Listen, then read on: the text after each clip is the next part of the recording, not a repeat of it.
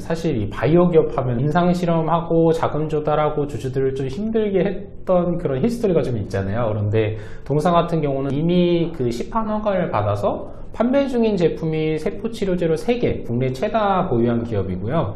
사실 그 점이 좀 처음에 가장 마음에 들었습니다. 이 세포치료제로 실제로 지난해 매출액이 한 75억 원 정도를 올린 그런 기업이고요. 시청자분들 안녕하십니까. 리서치 RM의 김도현 연구원이라고 합니다. 네. 이전에 리서치 RM에서 일을 하다가 잠시 사기업으로 떠났다가 돌아와서 인사를 드리게 되었는데요. 앞으로도 좀 잘 부탁드리겠습니다. 열심히 하겠습니다. 네. 오, 네. 아니, 리서치 RM 하면은 우리가 소위 말하는 FM 가이드에 잘 올라오지 않는 좀 시총이 작은 스몰캡 위주로 탐방을 다니면서 리포트를 내놓는 곳으로 유명한데 첫 번째로 알아볼 기업이 어디일까요? 네, 바이오 솔루션이라는 기업입니다. 아, 바이오 솔루션. 이 기업은 연구원님이 직접 셀렉하신 거잖아요. 네, 맞습니다. 어떻게 이 기업을 픽하게 됐을까요? 네, 일단 지난 1년 동안 이제 증권사에서 발간되지 않은 기업을 쭉 필터링을 했고요. 그리고 그 기업들을 이제 하나하나 사업 보고서를 찾아보다가 재밌어 보인다 해서 직접 탐방을 갔다 오게 되었습니다. 탐방 언제 다녀오신 거예요? 네, 첫 탐방은 2월 중순쯤 다녀온 것 같고요. 그리고 가보니까 이게 좀 바이오다 보니까 이해 안 되는 부분도 있고 이래가지고 한 번 더 찾아뵈었다가 연구소까지 제가 한번 갔다 와서 보고서로 소개를 드리게 되었습니다. 이 바이오 솔루션 말씀해 주셨다시피 바이오가 워낙 좀 어려운 맞습니다. 분야이기는 한데 네. 먼저 간단하게 어떤 기업인지 살짝 소개 먼저 해주시죠. 네, 사실 이 바이오 기업 하면 임상 실험하고 자금 조달하고 주주들을 좀 힘들게 했던 그런 히스토리가 좀 있잖아요. 그런데 동사 같은 경우는 이미 그 시판 허가를 받아서 판매 중인 제품이 세포치료제로 3개, 국내 최다 보유한 기업이고요. 사실 그 점이 좀 처음에 가장 마음에 들었습니다. 이 세포치료제로 실제로 지난해 매출액이 한 75억 원 정도를 올린 그런 기업이고요. 또 자금적인 측면에서도 보유한 현금이 무려 730억 원 정도가 있습니다. 이 전환사채를 가정을 하더라도 순현금이 한 300억 원 정도로 앞으로 뭐 충분히 자금 조달 이슈로 주주분들을 괴롭힐 일이 없으실 것 같아서 사실 저희 하우스에서 바이오 기업을 내는 게 상당히 부담스러운데 네, 그런 관점에서 좀 편하게 소개를 드릴 수 있었던 그런 기업입니다. 그래서 정리해서 말씀드리자면은 2000년도에 설립이 돼서 23년 동안 세포치료제 그 세포를 채취를 해서 조직으로 분화하는 그 기술에 특화된 23년 동안 세포치료제만 한 기업으로 포트폴리오를 3개 정도 시판 중인 걸 가지고 있고 이외에는 이제 인체 조직 모델을 판매를 하고 있습니다. 그 중에 이제 유명한 치료제가 카티라이프예요? 네, 이 카티라이프라고 하면은 이 무릎 골 관절염 치료제, 이 세포치료제라고 말씀을 드릴 수가 있겠는데요. 지금 무릎이 아프셔서 이제 병원을 가시면 세계적으로 근본적인 치료제가 없습니다. 안타깝게도 처음에 가시면 진통제나 소염제, 히알루론산 주사제 정도를 좀 받을 수가 있고요. 조금 더 심하게 되면은 이제 미세천공술이라는 수술을 받을 수가 있습니다. 근데 이 수술이 연골에다가 이제 그 구멍을 뚫어가지고 연골 조직에서 이 골수 같은 액체가 나오면 그게 다시 좀 연골로 재생되길 희망하면서 구멍을 뚫는 그런 수술인데 이게 사실 국내에서밖에 좀 잘 안 되고 있을 겁니다. 미국에서는 아마 진행이 안 되고 그러고 진짜 심할 때는 인공관절 수술을 받게 됩니다. 근데 인공관절은 이 영상을 좀 보여드리고 싶은데 굉장히 좀 헤비한 수술입니다. 주변에 이 뼈를 좀 잘라내는 그런 과정도 좀 들어갈 수가 있고요. 이 아무래도 이 인공관절은 물체입니다. 물체다 보니까 이런 책상처럼 마모가 되기도 하고 주변 조직과 결합이 안 되면 1년 있다 재수술도 받으셔야 되고 그런 것들 때문에 사실 이 무릎 골관절염 환자분들께서 상당히 고통스러우신 분들이 많은데 근본적인 치료제가 없는데 최근에 이 세포치료제가 좀 대안으로 떠오르고 있습니다. 특히 그 세포치료제 중에서도 이 줄기세포에서 채취한 그 세포를 그대로 넣는 게 아니라 왜냐하면 그 세포가 사실 이 연골 조직이 될 수도 있지만 이론적으로 뼈도 될 수 있고 피부도 될 수 있고 근육 조직이 될 수도 있고 이렇거든요. 그래서 그거를 이제 세포를 주입을 하기 전에 이미 연골 조직화 공정을 거쳐서 세포치료제로 만드는 게 최신 트렌드고 이 해당 방식으로 지금 치료제를 생산 중인 기업이 전 세계에 4곳밖에 없습니다. 그 중에 하나가 물론 제조는 할 수 있지만 제가 말씀드린 건 시판 허가를 받은 그 기업이 4개밖에 없다는 것이고요. 대표적인 게 미국의 베리셀이라는 기업이 있고요. 나스닥의 시가총액 한 1.8조 원 정도로 상장이 되어 있는 기업이고 일본의 재팬 티슈 엔지니어링 그리고 독일의 코돈, co.don인가요? 이렇게 코돈이라는 기업이 있는 것 같고, 발음이 좀 정확하지 않을 수 있습니다. 네. 그리고 이제 국내 바이오 솔루션, 이렇게 4개만 있는 그런 상황이었습니다. 아, 해외 기업들과 이제 업계를 견줄 만한 네. 곳이 이제 바이오 솔루션인데, 네. MACI는 뭐예요? 이게 그 메이시라고 좀 부르는 네. 그 미국 베리셀사의 치료제입니다. 아, 그 치료제보다 이 카티라이프가 더 네. 좋은 부분들이 있어요? 네, 이 베리셀사는 앞서 말씀드렸다시피 시가총액 1.8조 원의 나스닥 상장 기업이고 그 기업의 매출의 80%를 차지하는 게 방금 말씀 주신 그 메이시, 그 세포 채취해서 조직화해서 치료제로 현재 팔고 있는 그런 치료제인데요. 사실 지난해 좀 깜짝 놀랐습니다. 이 메이시 매출액이 2017년도에 한 500억 원 정도에서 지난해 1688억 원을 기록을 했더라고요. 연평균 한 25% 정도 성장을 했는데 사실 치료제를 기준으로 찾아보시면은 이런 치료제가 그렇게 많지가 않거든요. 그래서 말씀드렸다시피 그 고혈관절염 환자분들이 고통을 받고 있었기 때문에 이렇게 좀 효력이 좀 입증되는 치료제라면은 충분히 매출을 올릴 수 있다는 거를 이제 베리셀이 보여주고 있었고 그 미국에서 수요가 있는 치료제보다 더 좋은 치료제가 한국에 있다면은 팔리지 않을 이유가 없겠다라고 생각을 했고 그런 관점에서 카티라이프를 좀 말씀을 드리고 싶습니다. 현재 시장 규모는 어느 정도인 거예요, 그러면? 네, 이게 건강보험 심사평가원의 그 질병 코드가 M17 무릎 골관절염증으로 좀 검색을 해보실 수가 있으실 텐데 이게 환자 수가 생각보다 엄청납니다. 작년에 289만 명 정도가 요 M17 코드로 이제 의료 그 보험을 받아가신 거죠. 그래서 총 지출된 의료비 규모라면 한 2.6조 원 규모가 되겠고요. 이 카티라이프가 이제 실제 적용되는 이 무릎 골관절염을 좀 구분하는 그 그레이드가 이제 세계적으로 두 가지 기준이 좀 있습니다. ICRS랑 KLN 그레이드라고 하는데요. 1단계부터 4단계. 1단계가 이제 좀 경미한, 그래서 이제 뭐 진통제, 수용제가 치료가 되고 있고, 2, 3단계는 대한민국 기준으로는 이 미세청 중술, 그리고 4단계가 되면 인공관절, 이렇게 되는데, 세포 치료제가 타겟팅하는 사실 그레이드는 2에서 3단계입니다. 요게 전체 환자의 한 50에서 60% 정도로 분류를 할 수 있을 걸로 그런 자료들이 나와 있고요.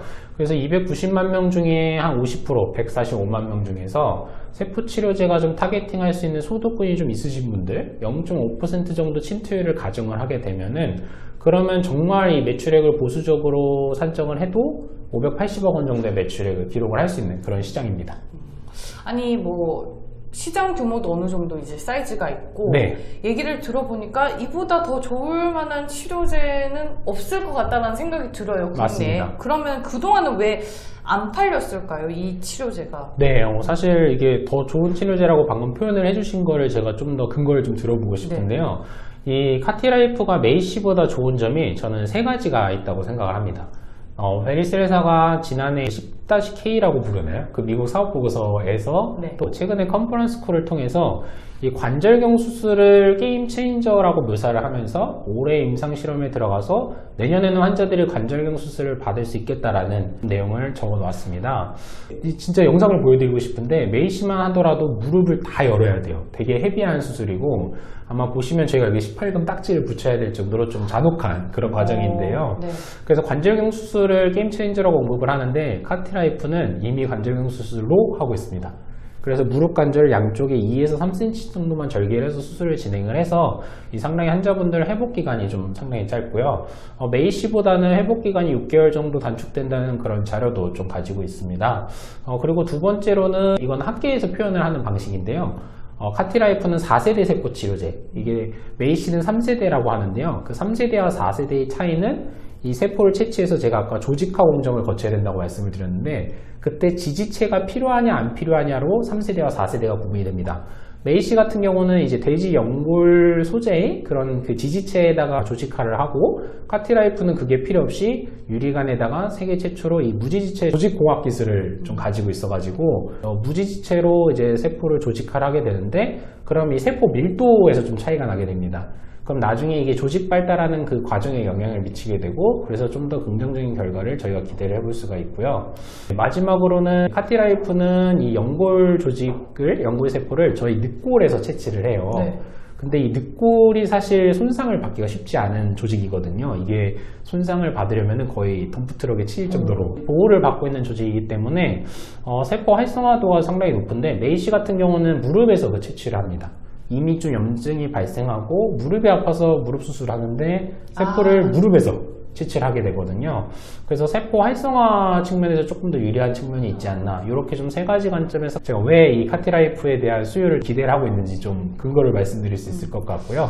이제 말씀 주셨던 게 왜 이렇게 안 팔렸냐 이거였잖아요. 네. 그게 이제 사실 포인트인데 굉장히 좀 운이 없었습니다. 독점 판매 계약을 체결한 곳이 먼디파마 회사였습니다. 혹시 먼디파마 기억나십니까? 먼디파마, 이름은 많이 들어봤는데. 예전에 그 인보사 판매 대행을 맡았던. 네. 그러면서 인보사가 좀 잘못되면서 이쪽으로 치료제는 팔아야 하는데, 그러고 보니까 카티라이프가 시판 허가를 받아서 독점 계약을 달라해서 가져갔던 그런 상황이었습니다. 그런데 이 먼디파마사의 모회사인 퍼듀파마가 미국에서 소송을 하나 지면서 파산을 해버렸어요. 그래서 카티라이프 영업팀이 사실상 해체가 되면서 개점 휴업 상태에 들어갔던 거죠. 그래서 이제 저희 주주들이 상당히 오래 기다렸던 매출액이 나오지 않으면서 시장에서 좀 상당히 실망을 했던 그런 상황이었습니다. 그런데 지난해 9월에 이제 계약 해지를 했고요. 왜냐면 그쪽이 이제 판매를 당연히 못하는 상황이어서 지난해 2월이나 3월경부터 일본의 2위 제약사의 그 영업팀 하나를 중심으로 자체 영업팀을 구축을 했습니다. 이 부분은 사업보고서에 보시면은 인건비, 급여 부분이 좀 상당히 늘어난 부분으로 좀 직접 확인을 해보시면 좋겠고요. 네.